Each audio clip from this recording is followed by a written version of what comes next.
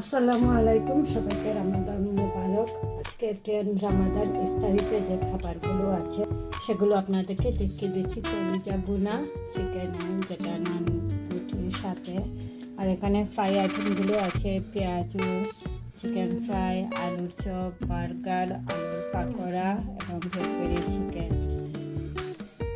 আর সাথে আছে মিষ্টি, খেজুর, কাঁচা চানা চাট, আঙ্গুর, কিউই, অরেঞ্জ, ডিম সিদ্ধ, জমজম ওয়াটার, মেলনে।